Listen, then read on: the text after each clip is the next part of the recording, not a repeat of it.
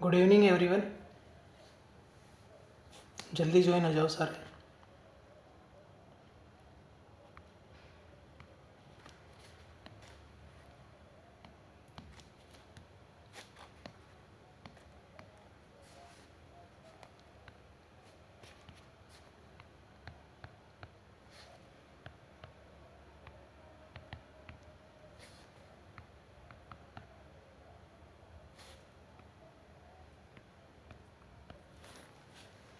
जल्दी ज्वाइन हो जाओ।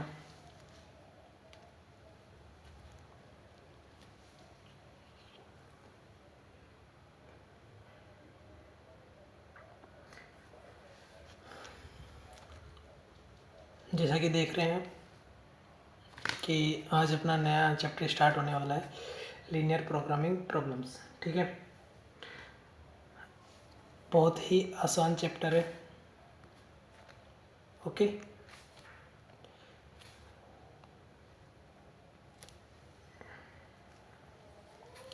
बस एक चीज़ की रिक्वायरमेंट है इसके लिए कि जो 11th क्लास में अपने पास एक चैप्टर था लीनियर इनइक्वालिटीज़। ठीक है, तो वो यहाँ पे बहुत बड़ा रोल प्ले करेगा। उसमें भी वो जो 2 वेरिएबल वाली थी ना, लीनियर इनइक्वालिटीज़ इन 2 वेरिएबल्स, वो ज़्यादा इम्पोर्टेंट है। देन उसके बाद अपने पास आता है कि फॉर्मेशन ऑफ लीनियर इनइक्वालिटीज़। ये 2 टॉपिक्स हैं। वैसे तो पूरा चैप्टर इम्पोर्टेंट है, उसके बाद ही अपनी लीनियर प्रोग्रामिंग प्रॉब्लम्स स्टार्ट होती है। ठीक है, तो मैं पहले थोड़ा रिकॉल करा देता हूँ, ज़्यादा नहीं, बस वो जो 2 वेरिएबल वाली लीनियर इनइक्वालिटीज़ होती हैं वो रिकॉल करा देता हूँ, और उसके जो सॉल्यूशन है वो कैसे फाइंड करते हैं। देन मैंने क्लासेस डाली हुई हैं, अगर तुम्हें से किसी को अगर कंप्लीट चैप्टर समझना है तो 3 या 4 क्लासेस हैं, वो ले लेना। वैसे पढ़ा हुआ है तुम्हारा, फिर भी अगर कोई डाउट हो तो वो ले लेना। ठीक है, और लास्ट क्लास में मैंने लीनियर इनइक्वालिटीज़ के में फॉर्मेशन ऑफ लीनियर इनइक्वालिटीज़ बताया, तो कंसेप्ट मैंने वहाँ बता दिया। प्रैक्टिस प्रॉब्लम मैं कराऊंगा आगे। ओके, तो स्टार्ट करते हैं। तो सबसे पहले मैं 11th का रिकॉल कराऊंगा, उसके ऊपर बेस्ड क्वेश्चंस करा दूंगा। देन हम चलेंगे कि लीनियर प्रोग्रामिंग प्रॉब्लम्स क्या होती हैं उसके ऊपर। ठीक है, तो स्टार्ट करते हैं। तो देखो, सबसे पहले लीनियर इनइक्वालिटीज़ इन 2 वेरिएबल्स। ठीक है, तो क्या फॉर्म होती है इसकी, ax प्लस बी वाई, और इनइक्वालिटीज़ हैं तो सी, और ax plus B Y less than equal to C, ax plus B Y greater than C, ax plus B Y less than C. ठीक है, ये 4 फॉर्म ही होंगे अपने पास, 1 2 3 एंड 4। ठीक है, तो ये फॉर्म होती है। अब हमें क्या करना है कि इसके सॉल्यूशन देखने हैं। अच्छा, यहाँ पे वेरिएबल्स कितने हैं, 2 वेरिएबल्स है ना। कितने वेरिएबल्स है, 2 वेरिएबल्स है, तो इसके सॉल्यूशंस कैसे होंगे, इस टाइप के होंगे सबके, just like 2 variable equations, linear 2 variable equation या लीनियर इक्वेशंस, है ना। और जब मैंने क्लासेस ली थी लीनियर इनइक्वालिटीज़ की, तो मैंने बताया था कि difference, solution difference in linear inequalities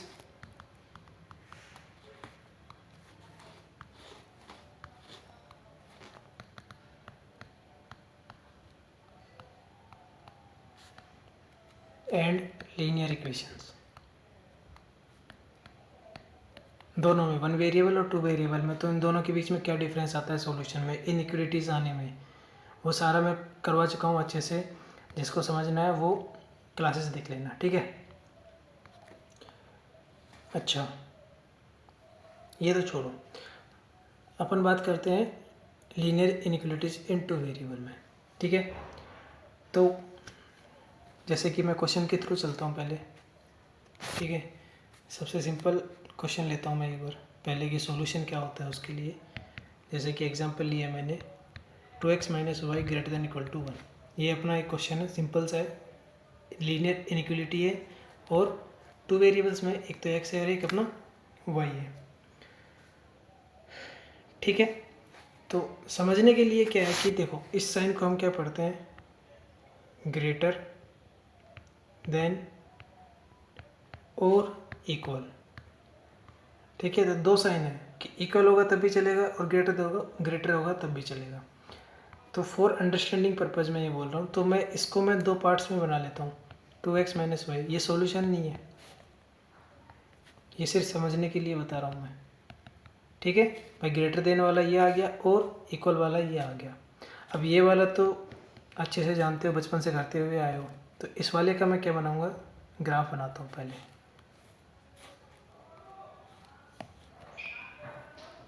ठीक है, तो इसका ग्राफ कैसे बनेगा, दो पॉइंट मिलेंगे, मैंने y इक्वल टू 0 रखा तो x इक्वल टू क्या है 1/2 आया। ठीक है, और यहाँ से अगर x इक्वल टू 0 रखा तो y इक्वल टू क्या आया -1 आया। तो ये कहाँ से जा रहा है, ये यहाँ से जा रहा है और ये वाला। ठीक है, तो ये है अपनी वो लाइन। ओके, फिर मैंने बताया था कि मैं बता चुका हूँ पहले कि अब हमें क्या देखना है, रीजन देखना है कि कौन सा रीजन होगा। तो रीजन मतलब कि सॉल्यूशन देखना है वो कौन सा होगा। ठीक है, तो उसके लिए हमारे पास क्या होता है कि हमें क्या करना होता है, पुट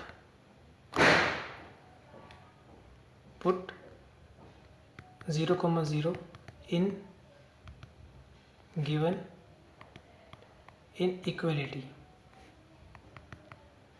ठीक है, अगर ये सेटिस्फाई कर जाता है तो जिस साइड अपना ओरिजिन होता है वो अपना सॉल्यूशन होता है। अगर सेटिस्फाई नहीं करता तो उसके अपोजिट वाला अपना सॉल्यूशन होता है। जैसे कि अगर मैंने इसमें रखा 2, जैसे कि पुट करता हूँ मैं इसमें 2 0 माइनस 0 ग्रेटर देन 1। ठीक है, तो ये बनेगा 0 minus 0 greater than equal to 1 और यहाँ से मिलेगा 0 ग्रेटर देन इक्वल टू 1। क्या ये ट्रू है, क्या नहीं है ना, तो ये क्या बना, नॉट सेटिस्फाइड। ठीक है, ये सेटिस्फाइड नहीं है। साथ में क्या है कि अपना जो ओरिजिन है वो कहाँ पे, ये लाई कर रहा है यहाँ पे। तो जब 0,0 सेटिस्फाई नहीं करता है तो उसके अपोजिट वाला रीजन बनता है, यानी कि इसके अपोजिट कौन सा है, इसके अपोजिट ये वाला रीजन है। ठीक है, तो ये अपना क्या होगा, पूरा ये वाला, ये साइड वाला पूरा क्या होगा, अपना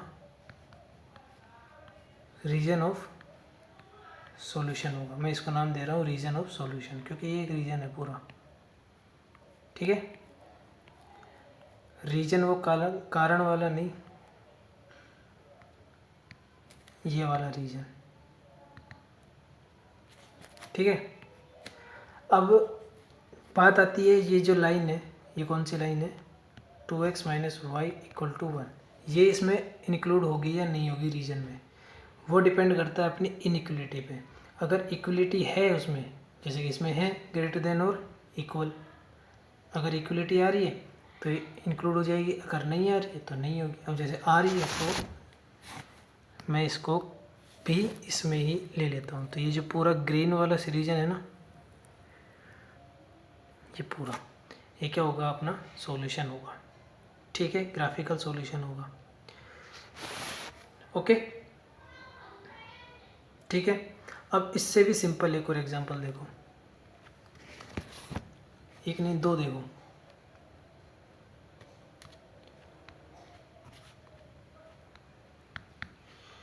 y greater than equal to 0, ये एक है, x greater than equal to 0। ठीक है, y लेस देन 0 और x ग्रेटर देन 0। ओके, ये चार क्वेश्चंस हैं, अलग अलग है।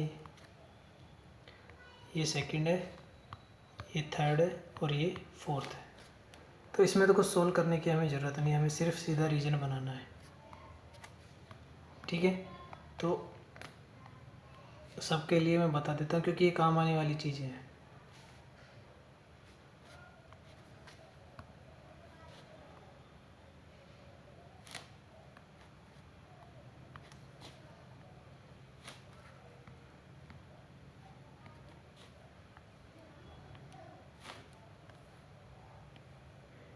ठीक है। अब ये क्या बोल रहा है, ये बोल रहा है कि y की value greater than equal to 0। x कुछ भी हो, हमें कुछ नहीं मतलब, पॉजिटिव भी हो सकता है, x के ऊपर रेस्ट्रिक्शन नहीं है। यहाँ पे क्या है कि नो रेस्ट्रिक्शन ऑन x, तो x कुछ भी हो हमें नहीं पता, लेकिन y क्या होना चाहिए, पॉजिटिव होना चाहिए। 0 होगा तो भी चलेगा। तो कौन सा रीजन आ गया, y पॉजिटिव कहाँ रहता है, ये वाला, यही है ना, ठीक है। और 0 भी आ गया, यानी y इक्वल टू 0 लाइन, समझ रहे हो, y इक्वल टू 0 लाइन यहाँ पे, और एक y ग्रेटर देन 0, तो y ग्रेटर देन 0 तो ये रही, और y इक्वल टू 0 लाइन क्या होती है, इसका मतलब क्या होता है, you know very well x axis, ठीक है। तो क्या है, इसका मतलब ये भी आएगा क्योंकि इक्वलिटी है, ठीक है। क्या ये पॉइंट आएगा ना, ये भी। अब 0,0 से तो यहाँ काम नहीं चलेगा, ठीक है। अब देखो, अगर कोई पॉइंट यहाँ पे हुआ फर्स्ट क्वाड्रेंट में, तो y ग्रेड, हमारी सिर्फ कंडीशन क्या है कि y हमारा 0 होना चाहिए, 0 से बड़ा या 0 होना चाहिए। तो अब इसमें फर्स्ट क्वाड्रेंट में और सेकंड क्वाड्रेंट में और फर्स्ट क्वाड्रेंट में y हमारा पॉजिटिव रहता है, और यहाँ एक्सिस पे क्या होता है, इक्वल होता है। तो ये तो हमने ले लिया, ये भी हो जाएगा हमारा रीजन, क्योंकि यहाँ पे क्या है, y पॉजिटिव है। तो ये जो पूरा रीजन है ना x एक्सिस के ऊपर, ये अपना क्या होगा, इसका सॉल्यूशन होगा, ठीक है। इसको मैं अलग से लिख देता हूँ,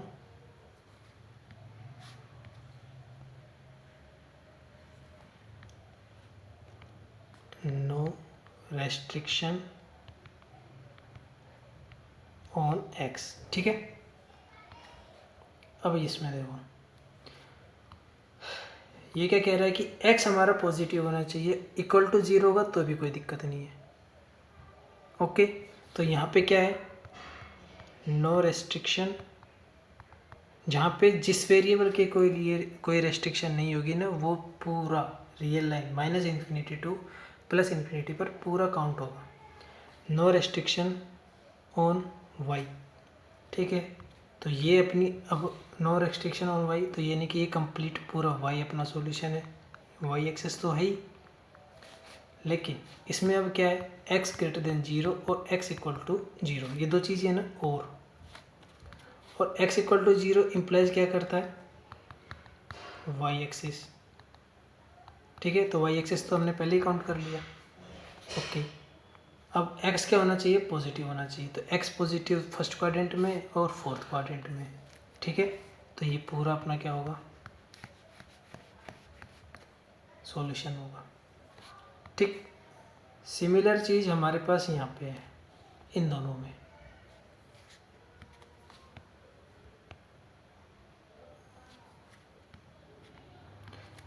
y लेस देन 0 होना चाहिए, x के लिए कोई रेस्ट्रिक्शन नहीं है, ठीक है, no restriction on x, got it. तो लेकिन साथ में क्या है, लेस देन है, स्ट्रिक्ट इनइक्वलिटी है, ठीक है, ओके। इसका मतलब क्या हुआ कि y नॉट इक्वल टू 0, यानी कि y 0 नहीं होगा। इसका मतलब क्या हुआ कि x axis is not included,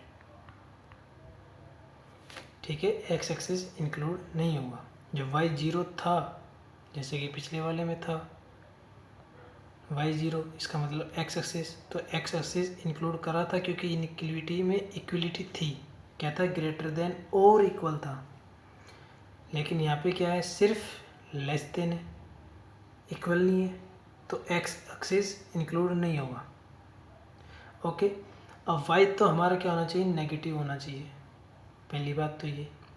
दूसरा, x कुछ भी हो सकता है क्योंकि x के ऊपर रेस्ट्रिक्शन नहीं है, ठीक है। तो पॉजिटिव नेगेटिव पूरा कंप्लीट हुआ। तीसरा, x एक्सिस इंक्लूड नहीं होगा, ठीक है। तो हमारा जो सॉल्यूशन सेट बनेगा वो क्या होगा, ये होगा पूरा, ठीक है। एक्स एक्सिस नहीं होगा, उसके बाद जो भी है सारा हो जाएगा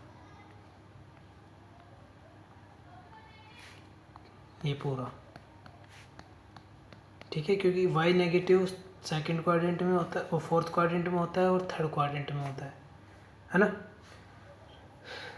सेम चीज़ इसके लिए है, ठीक है।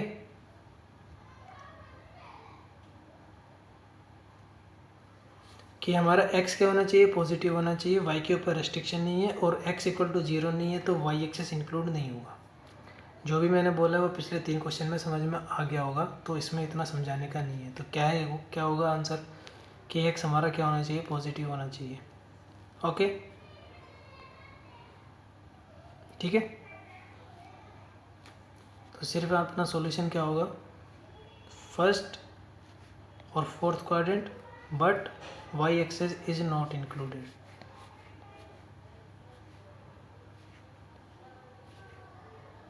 ठीक है।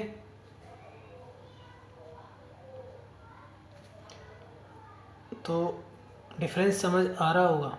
देखो सेकंड वाला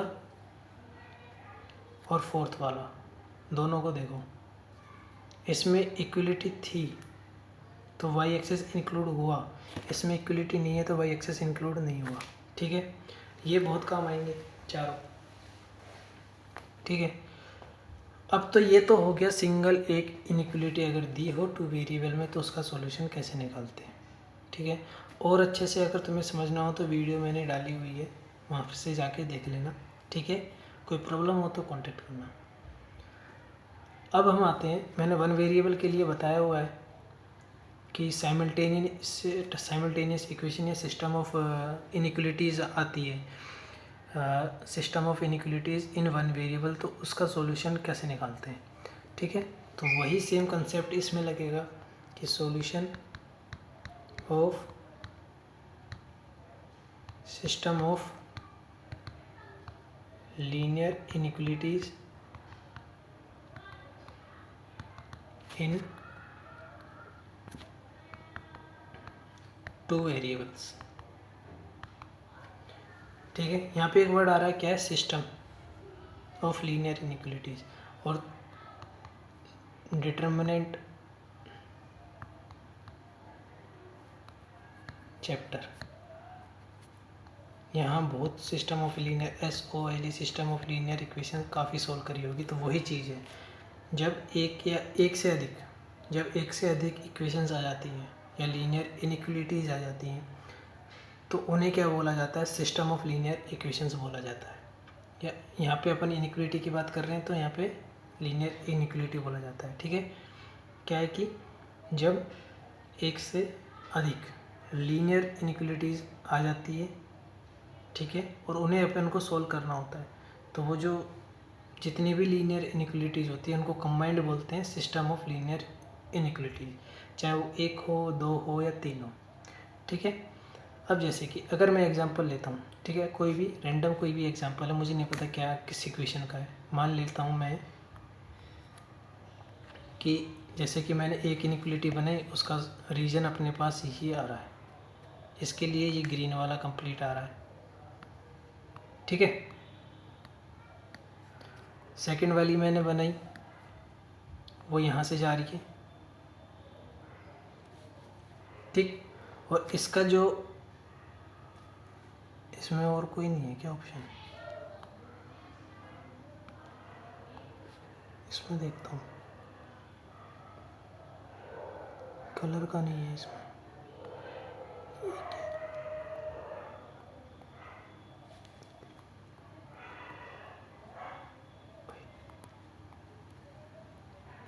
इसको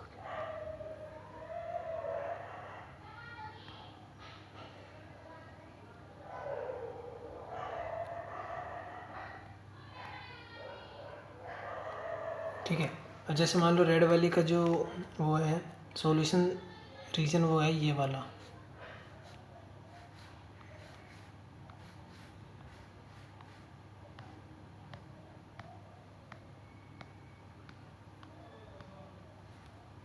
ठीक है, ये वाला कंप्लीट, इसके ऊपर वाला मतलब,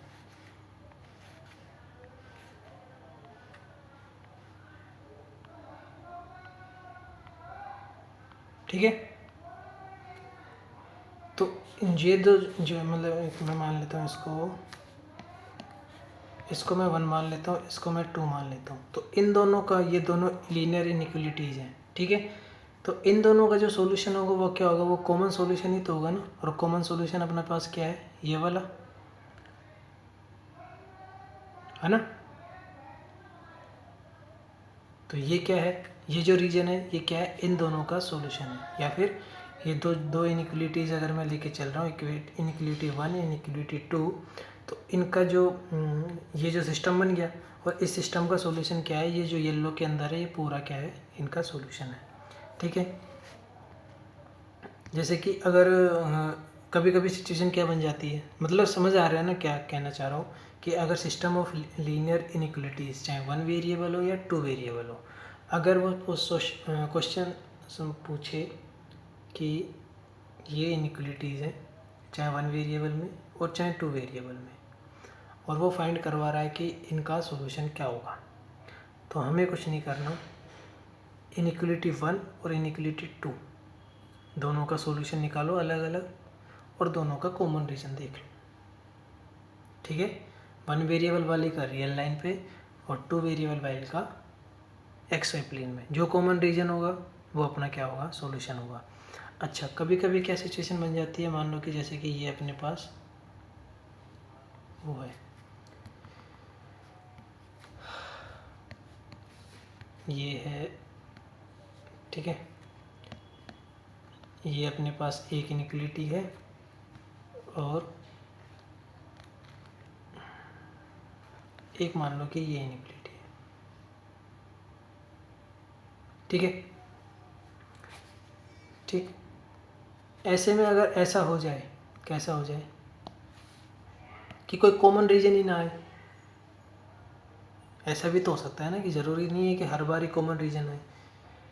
कि मान लो कि ये इनइक्वलिटी जो इनइक्वलिटी 1 है ग्रीन वाली, मैंने इसको नाम दिया 1 और इसको मैंने नाम दिया 2।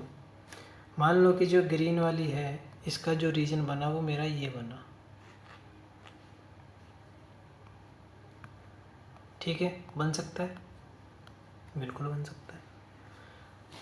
और जो येलो वाली है उसका रीजन ये बना,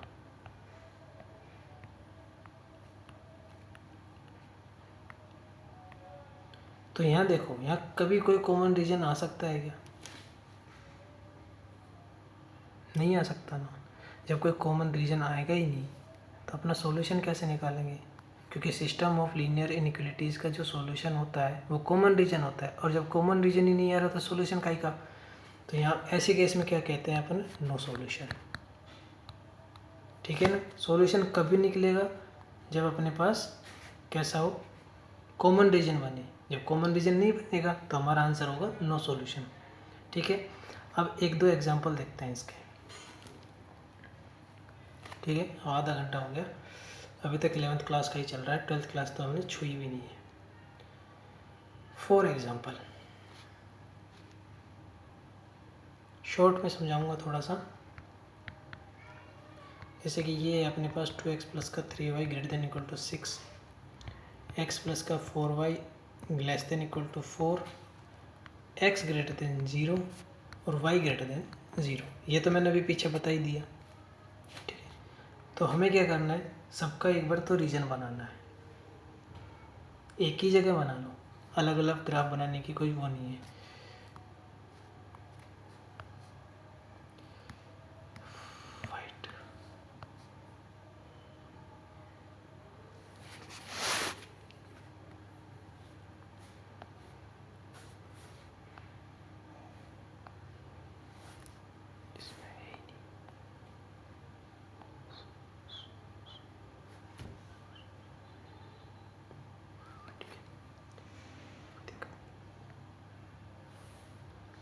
ये रहा, ठीक।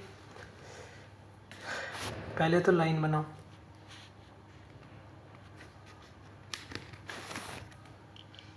इसके पॉइंट्स क्या आएंगे, x इक्वल टू 0 रखेंगे तो y इक्वल टू क्या आ रहा है, 2 आ रहा है, और y इक्वल टू 0 रख रहे हैं तो x इक्वल टू क्या है, तो एक पॉइंट तो ये बन गया अपने पास 0,2, और y इक्वल टू 0 रख रहे हैं तो x इक्वल टू क्या आ रहा है, 3 आ रहा है, तो एक पॉइंट ये हो गया अपने पास 3,0। ठीक है, कोई दिक्कत। तो ये तो देखो एग्जैक्ट बनाने की तो बात ही नहीं होती, फिर भी मैं कोशिश करूँगा। ओके, तो एक पॉइंट तो अपने पास ये रहा,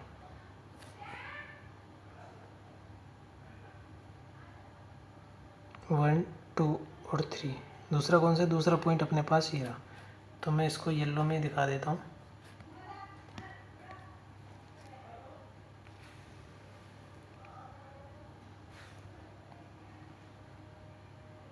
ठीक है, तो ये अपनी कौन सी लाइन है, ये अपनी लाइन है 2x प्लस का 3y greater than equal to 6। Graphical solution निकाल रहे हैं, ये याद रखना, और यही काम आएंगे अपने एलपीपी में। दूसरी वाली क्या है, दूसरी वाली ये है, इसको मैं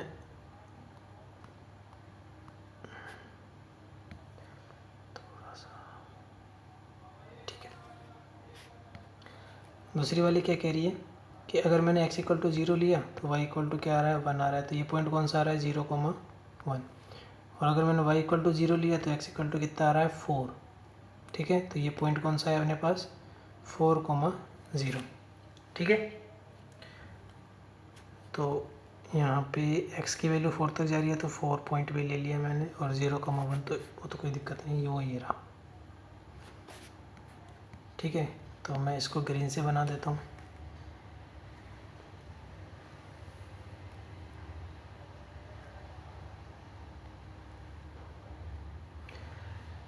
ठीक है, अब अपने पास क्या, x ग्रेटर देन 0 है, तो इसके लिए अलग लाइन ले लेते हैं। ब्लैक तो क्या ही करेंगे लेके, रेड।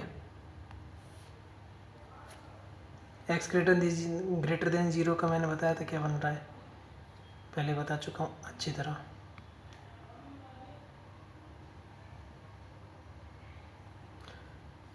फर्स्ट और फोर्थ क्वाड्रेंट, ये तो कम से कम क्लियर होने चाहिए कि हाँ ये आया तो ये बनेगा, फर्स्ट और फोर्थ क्वाड्रेंट। ठीक है,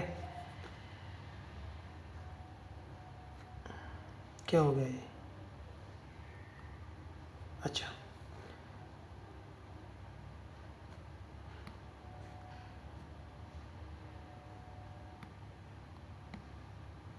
रेड ना,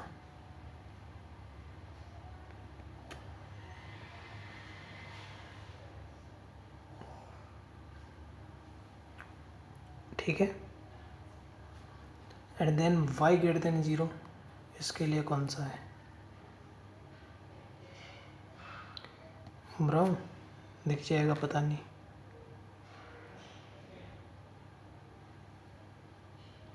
मेरे को ही नहीं दिख रहा,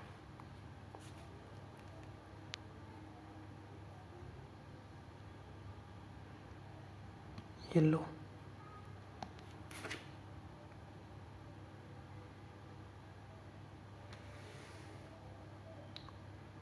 ठीक है, तो ये कौन सा है,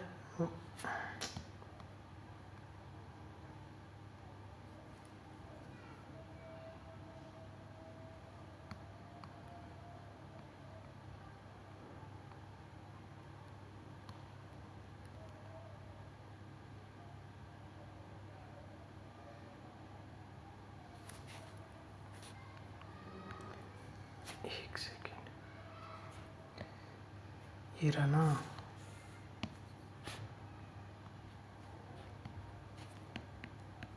y greater than equal to 0, तो ये हो गया, और रेड वाला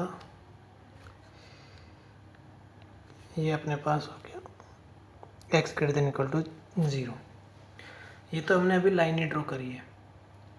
ठीक है, तो यहाँ पे अगर मैंने लाइन ही ड्रॉ करी है तो ये तो लाइन ही तो है ना,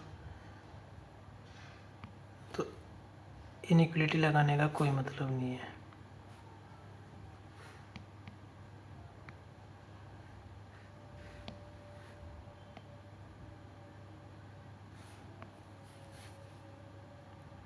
y इक्वल टू 6, ये चीज़ याद रखना क्योंकि हमने लाइन ड्रॉ करी है, रीजन नहीं बनाया है।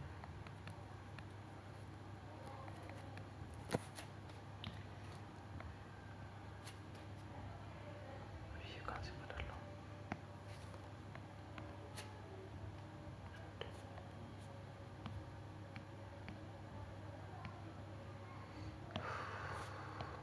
ठीक है, अब हम बात करते हैं कि रीजन क्या होगा हर एक इनइक्वालिटी का। तो पहली बात ये वाली है,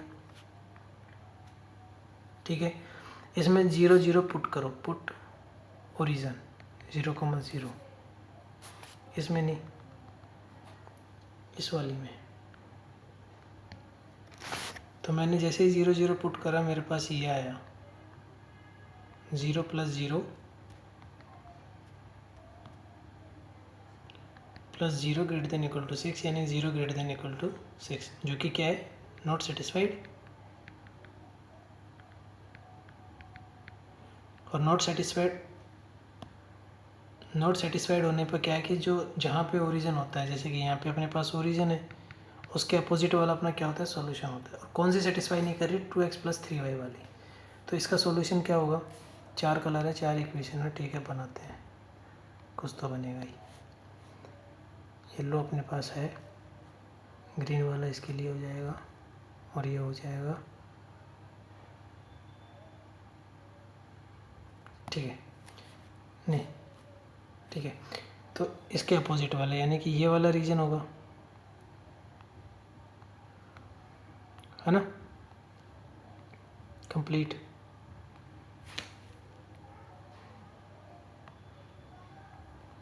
ये रहा,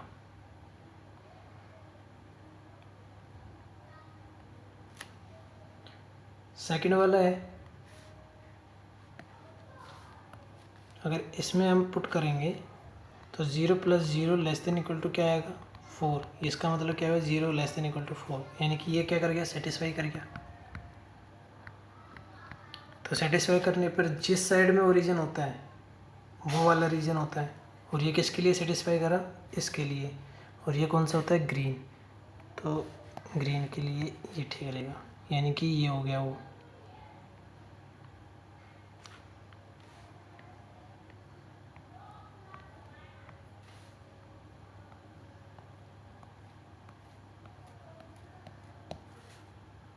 ठीक है,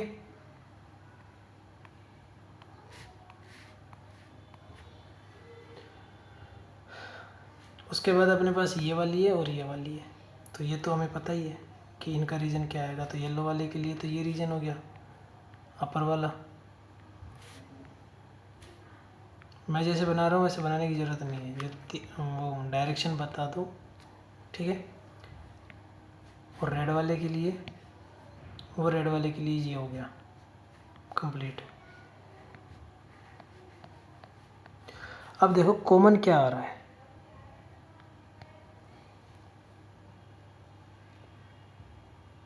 कहीं नहीं दिख रहा। अब देखो कितने रीजन्स हैं, बहुत सारे रीजन्स हैं।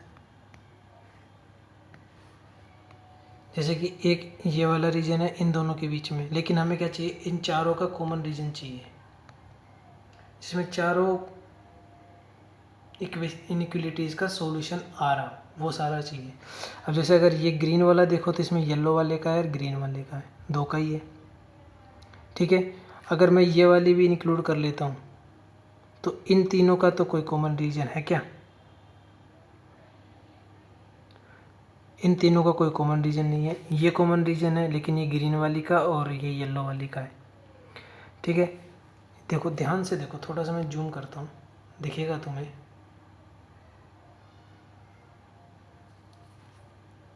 ये दिख रहा है, ये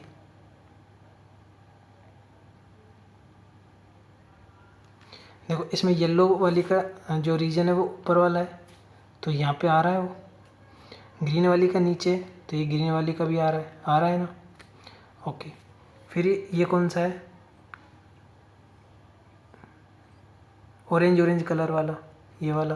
तो ये वाले का रीजन ये है, जो कि ये लाइन यहाँ से निकल के जा रही है, तो इसका रीजन ये यहाँ पे आ रहा है, ठीक है।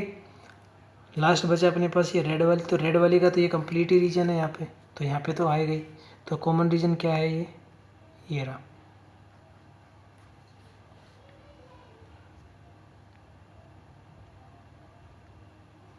ठीक है, ये अपना क्या है, कॉमन रीजन है।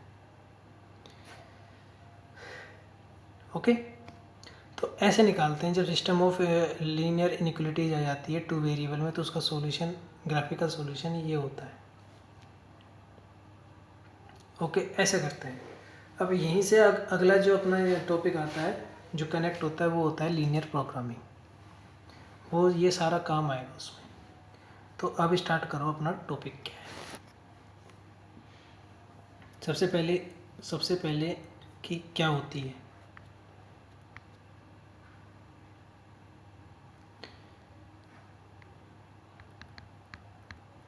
कि लीनियर प्रोग्रामिंग होती क्या है।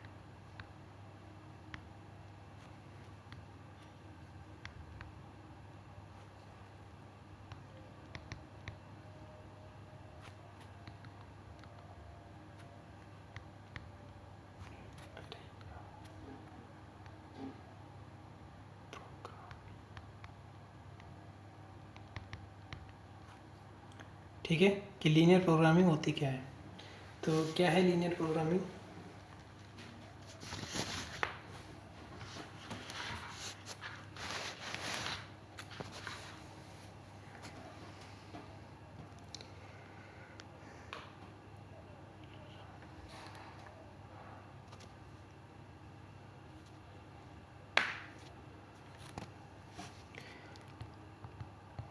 Linear programming is the method, ये मेथड नहीं, the method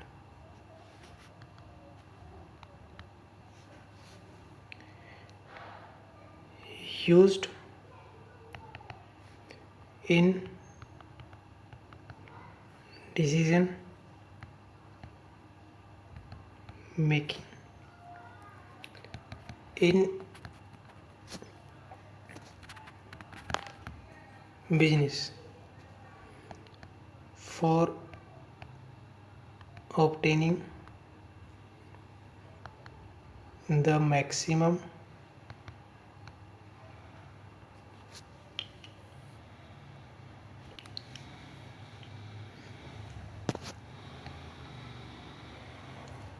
value of a linear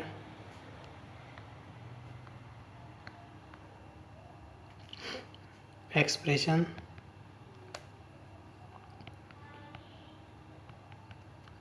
subject to satisfying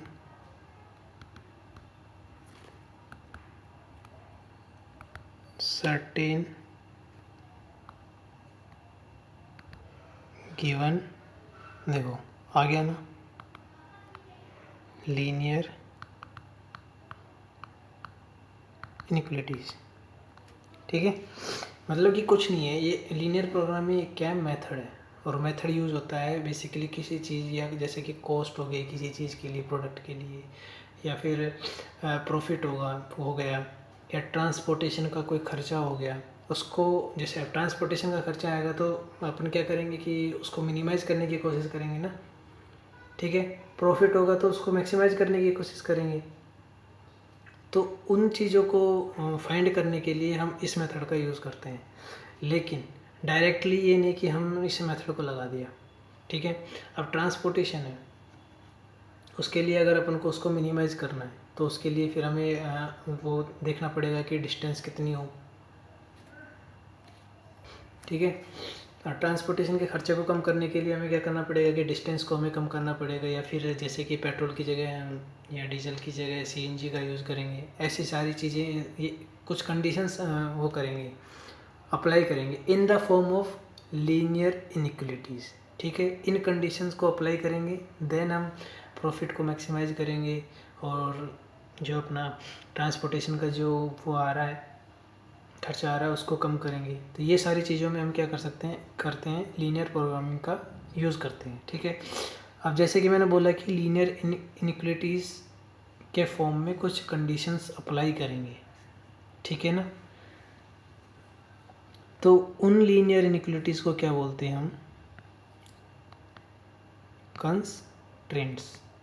उनको क्या बोलते हैं, कंस्ट्रेंट्स बोलते हैं। ठीक है, और जिस चीज़ को भी हमें मैक्सिमाइज करना चाहे, वो प्रॉफिट हो या फिर ट्रांसपोर्टेशन का खर्चा हो या फिर एनीथिंग, जिसको भी मैक्सिमाइज या मिनिमाइज करना है, वो हमारा एक फंक्शन के रूप में होता है, वेरी वेल नोन फंक्शन के रूप में होता है। ठीक है, ये भी क्या होता है, लीनियर ही होता है।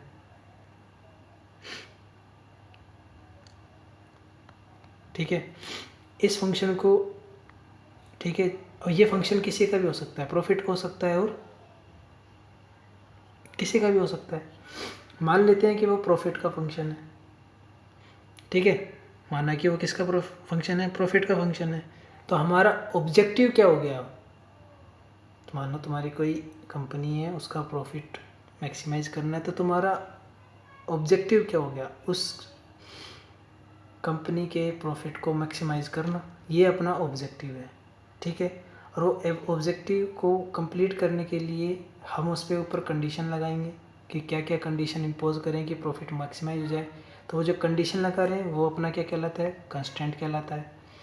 और जो फंक्शन है प्रॉफिट का, वो हमारा क्या कहलाता है, ऑब्जेक्टिव फंक्शन।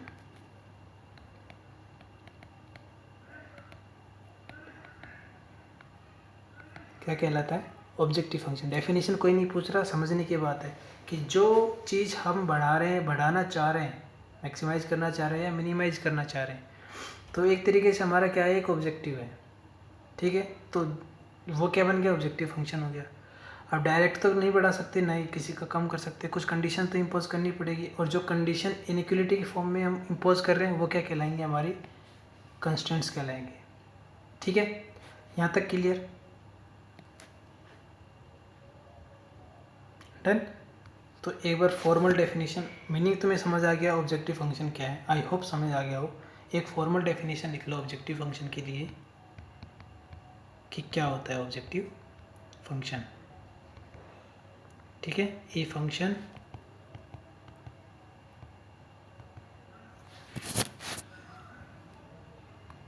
ब्रैकेट में डाल दो लीनियर, या फिर लिख दो ए लीनियर फंक्शन, एक ही बात है, ऑफ द वेरिएबल। ठीक है, ऑफ द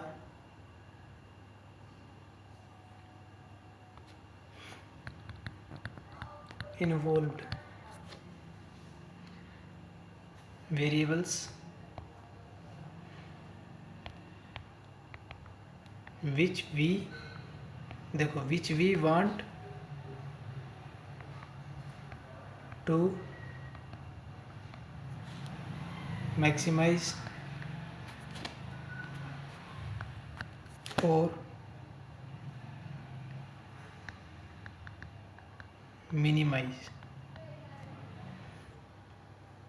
ठीक है, subject to the given constraints. Constraints क्या हैं, जो कंडीशन इम्पोज कर रहे हैं। ठीक है, is known as an objective function। ठीक है, ये चीज़ें बेसिक टर्मिनोलॉजी है, क्या है ऑब्जेक्टिव फंक्शन, ये है। ठीक है, और कुछ टर्मिनोलॉजीज हैं, क्वेश्चन में पूछेगा तो पता ही नहीं चलेगा कि क्या पूछना चाह रहा है क्या नहीं, तो उसके लिए मैं उनकी डेफिनेशन लिखवा देता हूँ। ठीक है,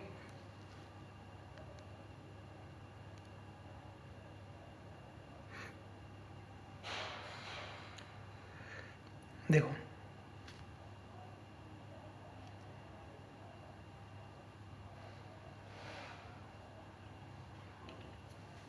ऑप्टिमम वैल्यू, ठीक है। पहला क्या है, और टर्मिनोलॉजी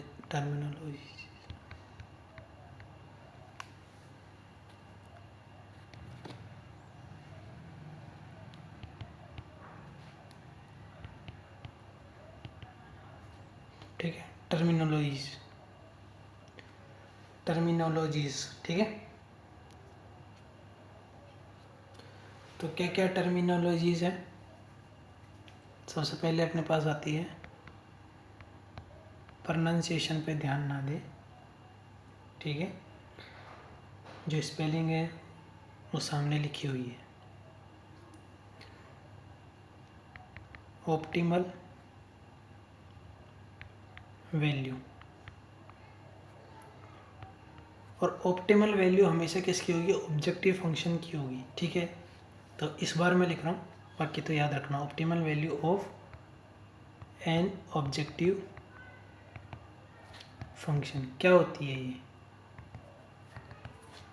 क्या होती है, the maximum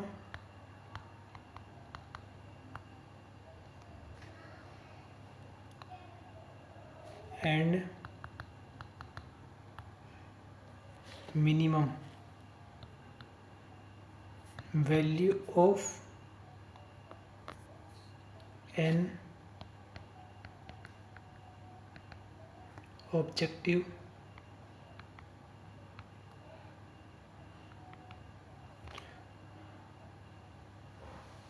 function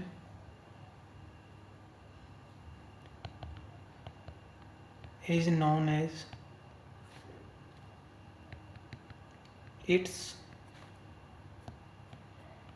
optimal value, ठीक है।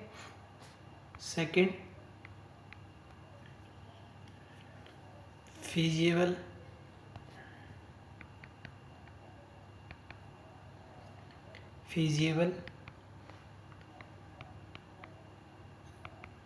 solution,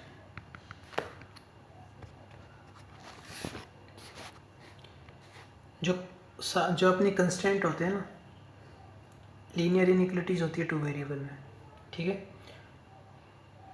अब अगर मैं ऑब्जेक्टिव फंक्शन को, अगर मैं उसको ध्यान ही ना दूँ कि हमें कुछ मैक्सिमाइज करना है या नहीं करना है, सिर्फ मेरे पास कंस्टेंट हो, तो वो क्या है, एक लीनियर, वो क्या है, लीनियर इनइक्वालिटीज हैं। एक होगी, दो होगी, तीन होगी, एक तो क्या ही होगी, कम से कम दो तो होंगे, दो तीन चार। और दो तीन चार जब लीनियर इनइक्वालिटीज एक साथ आ जाती है और हमें उसका सॉल्यूशन निकालना होता है, तो हम उन इनइक्वालिटीज़ को पूरे को कंप्लीट कर क्या बोलते हैं, सिस्टम ऑफ लीनियर इनइक्वालिटी बोलते हैं। और उनका सॉल्यूशन क्या होता है, जो कॉमन रीजन होता है, ठीक है।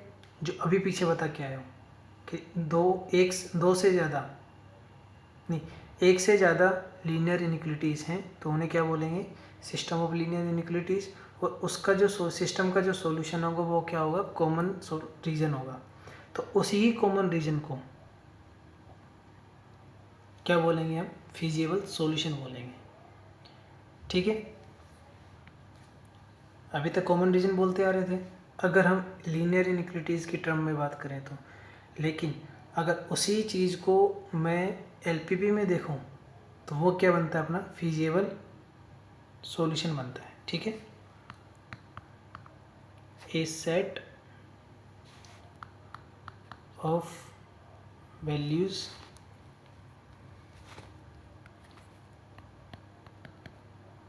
Of the variables satisfying all the constraints, ठीक है। कंस्टेंट्स क्या होते हैं, लीनियर इनइक्वालिटीज होते हैं, और जो कॉमन सॉल्यूशन निकलता है वो सारी लीनियर इनइक्वालिटीज को सेटिस्फाई तो करेगा ही ना, ये तो ऑब्वियस सी बात है, तभी तो वो सॉल्यूशन है सिस्टम का। तो a set of values of the variable satisfying the all the constants, एक भी छूटना नहीं चाहिए, इज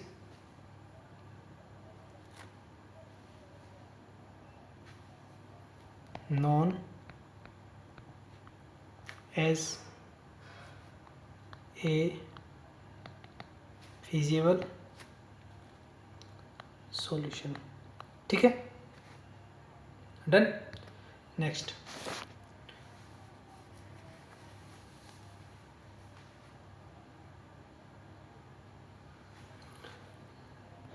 अब देखो, अभी जस्ट मैंने क्या लिखवाया था, ऑप्टिमम वैल्यू, वो किसकी होगी, ऑब्जेक्टिव फंक्शन की। सिमिलर टर्म है एक अपने पास, वो क्या है, ऑप्टिमल सॉल्यूशन। ठीक है, दोनों अलग चीज़ें हैं, अभी बताऊंगा कैसे। ऑप्टिमल सॉल्यूशन, ठीक है। थर्ड, एक बार डेफिनेशन लिखो फिर बताता हूँ।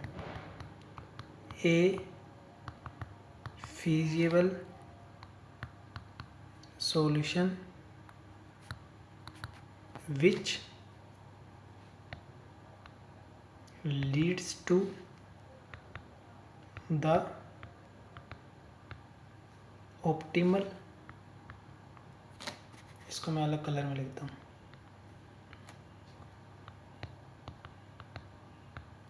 Optimal value.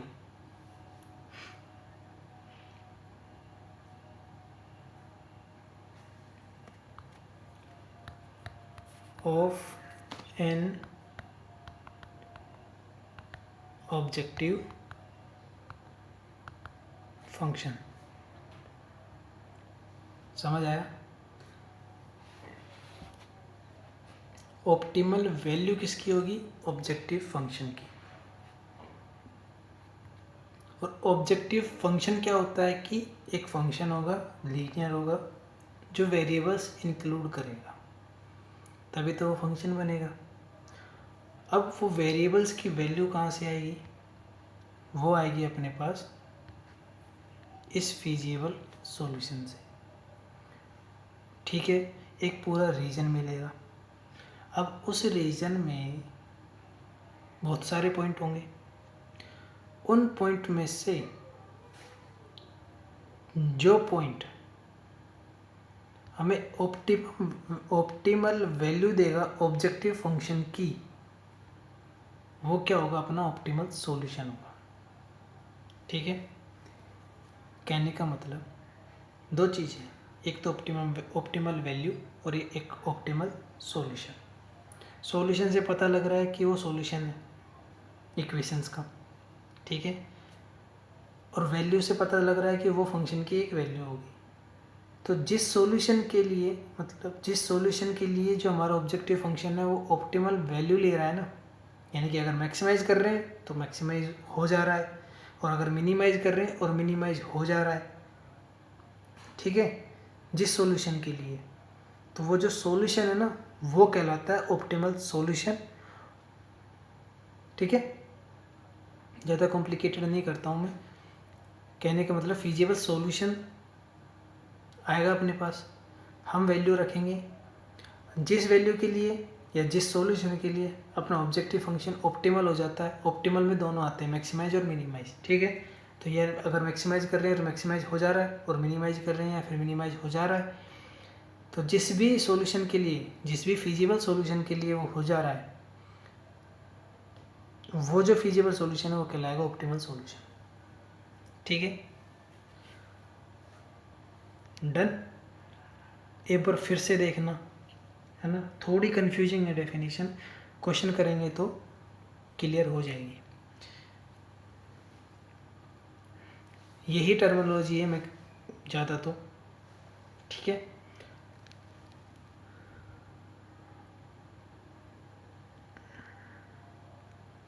अब दो थ्योरम है, थ्योरम्स हैं दो, जो हमें ये ऑप्टिमल सॉल्यूशन और ऑप्टिमल वैल्यू है ना, ये फाइंड करने में हमें काम आती है।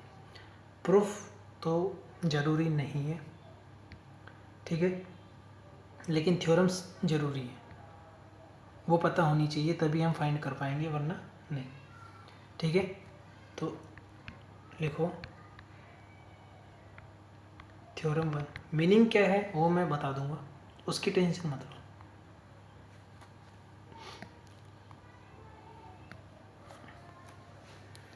देखो, फिजिबल रीजन बता दिया मैंने कि जो कॉमन इनइक्वलिटीज होती है यानी कि जो कंस्टेंट होती है उनका जो कॉमन सॉल्यूशन होता है, कॉमन रीजन होता है, वो फिजिबल रीजन होता है। ठीक है, तो मैं वही मान रहा हूँ, let R be the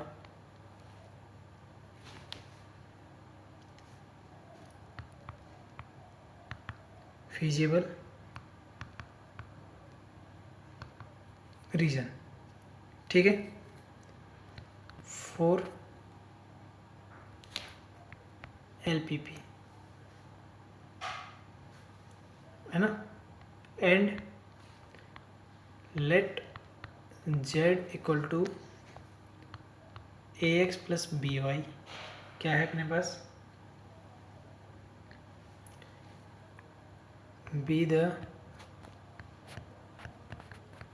objective function. ठीक, अब ये जो अपना ऑब्जेक्टिव फंक्शन है इसको अपन को ऑप्टिमाइज करना है, यानी कि या तो मैक्सिमाइज करना है या फिर मिनिमाइज करना है अकॉर्डिंग टू क्वेश्चन। इसमें हमारा कोई जोर नहीं है। ठीक है, आगे लिखो, when z has an optimal value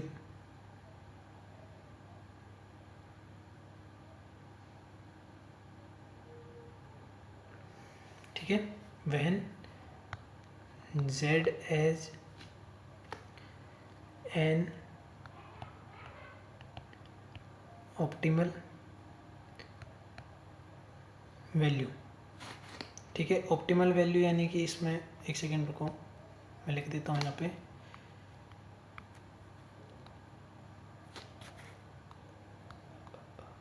optimal value मतलब मैक्सिमम और मिनिमम। ओके,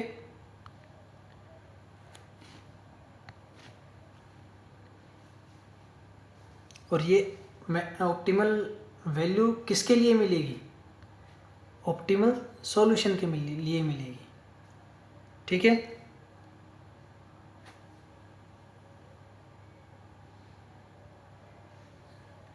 तो ये उसी के लिए बोल रहा है कि ये जो दिस ऑप्टिमल वैल्यू है ना, ये जो ऑप्टिमल वैल्यू है वो कहाँ मिलेगी, मस्ट है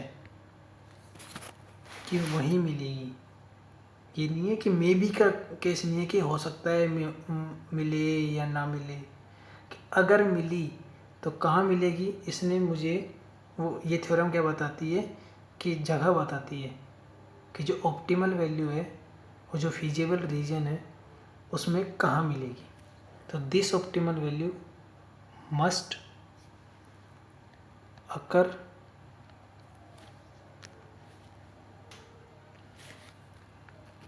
एट ए कॉर्नर पॉइंट। ठीक है, तो थ्योरम 1 क्या बताती है, देखो क्या होगा अपने पास LPP में, ऑब्जेक्टिव फंक्शन होगा और कंस्टेंट्स होंगे, ये तो पता चल गया ना। और ऑब्जेक्टिव फंक्शन को अपन को ऑप्टिमाइज करना होता है, यानी कि या तो उसकी मैक्सिमम वैल्यू निकालनी होती है या मिनिमम वैल्यू निकालनी होती है। इसके लिए जो कंस्टेंट होते हैं उसका अपन सॉल्यूशन लेते हैं, फिजिबल रीजन बोलते हैं जिसको, जो कि क्या होता है, कॉमन सॉल्यूशन होता है। अब common solution region infinite number of points होते हैं, तो कब तक चेक करेंगे। ठीक है, तो ये थ्योरम 1 क्या कहती है कि तुम सॉल्यूशन करो, फिजिबल रीजन बनाओ और उसके बाद उसके कॉर्नर पॉइंट्स पे चेक करो बस। कहाँ पे चेक करना है, कॉर्नर पॉइंट्स पे, कि अगर उस फंक्शन के पास ऑप्टिमल वैल्यू होगी ना तो वो कहाँ मिलेगी, सिर्फ कॉर्नर पॉइंट्स पे मिलेगी। कॉर्नर पॉइंट्स का मतलब क्या है कि जैसे मैंने पीछे क्वेश्चन करवाया था मैंने एक, ठीक है, अब जैसे कि अगर कोई अपने पास LPP है, लीनियर प्रोग्रामिंग प्रॉब्लम है, उसके पास ये 4 क्या है अपने पास कंस्टेंट गिवन है, तो इन चारों के लिए अपने पास जो फिजिबल रीजन आया वो ये क्या आया, ये वाइट वाला, कौन सा वाला आया, ये वाइट वाला। ठीक है, ये वाइट वाला आया। अब इसके कॉर्नर पॉइंट्स कहाँ हैं, इसके कॉर्नर पॉइंट्स अगर मैं मार्क करूं, ये फीजिबल रीजन है एलपीपी के अकॉर्डिंग, ठीक है। और थ्योरम 1 क्या कहती है कि अगर ऑप्टिमल वैल्यू मिली जेड की तो वो कहाँ मिलेगी, कॉर्नर पॉइंट्स में, यानी कि कहाँ मिलेगी, या तो यहाँ मिलेगी, चल ही नहीं रहा, या तो यहाँ मिलेगी। एक कॉर्नर पॉइंट यहाँ पे भी था 3 पे, एक कॉर्नर पॉइंट यहाँ पे भी है, तो ये तीनों पॉइंट्स के अलावा अपने पास जो ऑप्टिमल वैल्यू चाहे वो मैक्सिमाइज करे या मिनिमाइज करे और कहीं नहीं मिलेगी। तो जो इतना बड़ा रीजन था जिसमें इनफाइनाइट नंबर ऑफ पॉइंट्स थे, उनमें से सिर्फ अब हमें 3 चेक करने हैं, ठीक है। एक तो 3,0 हो गया, एक यहाँ पे 4,0 हो गया, और एक ये जो दो इक्वेशंस हैं ग्रीन वाली और येलो वाली, इन दोनों का क्रॉस पॉइंट जो होगा जहाँ पे ये क्रॉस कर रही हैं वो। तो इनफाइनाइट नंबर ऑफ पॉइंट्स में से सिर्फ हमें 3 चेक करने हैं। तो काम की है ना इम्पोर्टेंट थ्योरम 1, ठीक है। ये हमें जगह बताती है कि हमें कहीं नहीं जाना, सिर्फ कॉर्नर पॉइंट्स पे जाना है, वहीं पे हमारा ऑप्टिमल सॉल्यूशन मिलेगा और फंक्शन की ऑप्टिमल वैल्यू मिलेगी ऑब्जेक्टिव फंक्शन की, ठीक है। इसके बाद अपने पास सेकंड थ्योरम है, ये इसका मीनिंग है। इसके बाद अपने पास सेकंड थ्योरम क्या कहती है,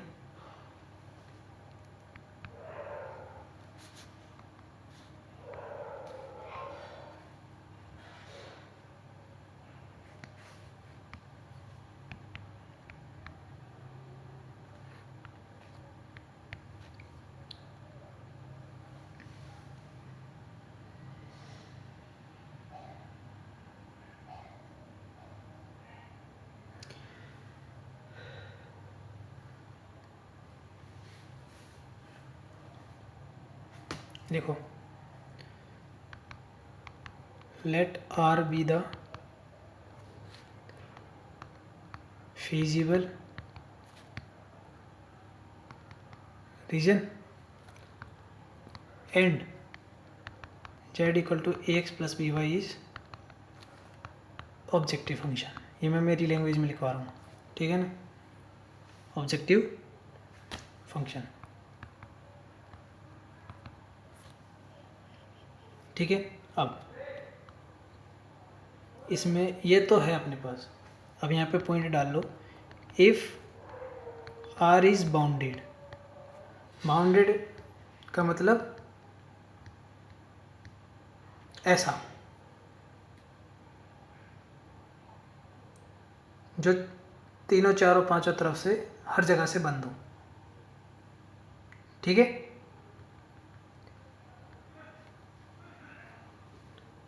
then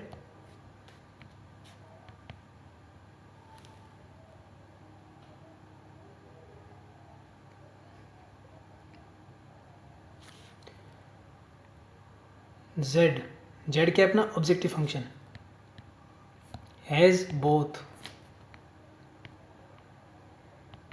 maximum and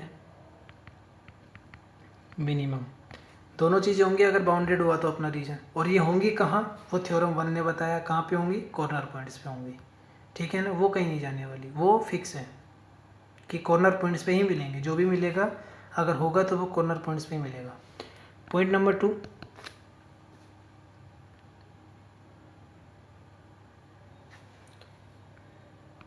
if R is unbounded, ठीक है ना, ये शॉर्ट फॉर्म में लिख रहा हूँ मैं, unbounded,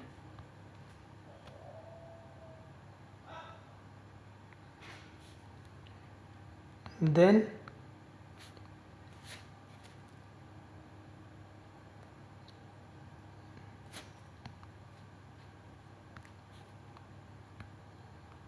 maximum and or minimum according to question,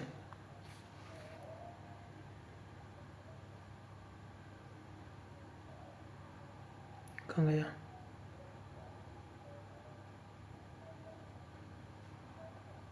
value may not exist. इसका मतलब ये नहीं है कि एग्जिस्ट ही नहीं करेगी अनबाउंडेड होने पर, कर सकती है, कह नहीं सकते, ठीक है। तो ये अपना जो बेसिक है, जो ये स्टार्टिंग है, वो कंप्लीट है। यहाँ पे वीडियो देखना अच्छे से, नहीं समझ आए, जो चीज़ समझ नहीं आ रही दोबारा देखना। वैसे इतना कुछ है नहीं, all things are depends on linear inequalities, ठीक है। अगर और वो भी स्पेशल टू वेरिएबल, अगर वो अच्छे से आती है तो ये बिल्कुल आसान चैप्टर है, ठीक है। थ्योरम समझ लेना, मैंने समझा दिया है कि कौन सी क्या है। फर्स्ट थ्योरम बताती है कि जो ऑप्टिमल सॉल्यूशन होता है वो कहाँ मिलेगा, लोकेशन बता दी, एग्जैक्ट नहीं, बस उसने बोल दिया कि कॉर्नर पॉइंट्स पे मिलेगा। तो जो इन्फाइनाइट नंबर ऑफ पॉइंट्स थे फिजिबल रीजन में, उनमें से सिर्फ हमें कॉर्नर पॉइंट्स देखने होते हैं, ठीक है। सेकेंड वो क्या बोलती है कि अगर बाउंडेड रीजन हुआ तो मैक्सिमम और मिनिमम दोनों रहेगा ऑब्जेक्टिव फंक्शन का, लेकिन अगर अनबाउंडेड हुआ तो हो सकता है एग्जिस्ट कर जाए मैक्सिमम और मिनिमम। यहाँ पे ध्यान देना, सेकंड पॉइंट में और है और फर्स्ट पॉइंट में क्या है, एंड, यानी कि बाउंडेड होने पर तो दोनों के एग्जिस्टेंस का बोल रहा है और अनबाउंडेड होने पर डाउट है कि एग्जिस्ट कर भी सकती है और नहीं भी कर सकती, ठीक है। आज के लिए इतने, कल हम इस पर क्या करेंगे, क्वेश्चन करेंगे, ठीक है। तो अगेन बोल रहा हूँ, जिसका लीनियर इनइक्वलिटीज़ में थोड़ा सा भी डाउट है ना कि रीज़न क्या होता है, सॉल्यूशन कैसे फाइंड करते हैं, चाहे वो वन वेरिएबल का हो या टू वेरिएबल का हो, या फिर जिसे वो बनानी नहीं आती, फॉर्मेशन ऑफ लीनियर इनइक्वलिटीज़ नहीं आती, क्योंकि यहाँ क्वेश्चन आएंगे अच्छे खासे, ठीक है। तो वो मेरी वीडियोस मैंने सारी डाली हुई है, पूरे चैप्टर को कवर करा हुआ है, वो देख लेना, ठीक है। आज के लिए इतना ही। अगर वीडियो अच्छी लगी तो लाइक करना और शेयर करना, और चैनल पे अगर नए हो तो सब्सक्राइब करना। हम कंप्लीट कोर्स कराएंगे, ठीक है। प्रैक्टिस सेशन भी चलेंगे जनवरी में, ओके। अभी के लिए इतने ही, गुड नाइट।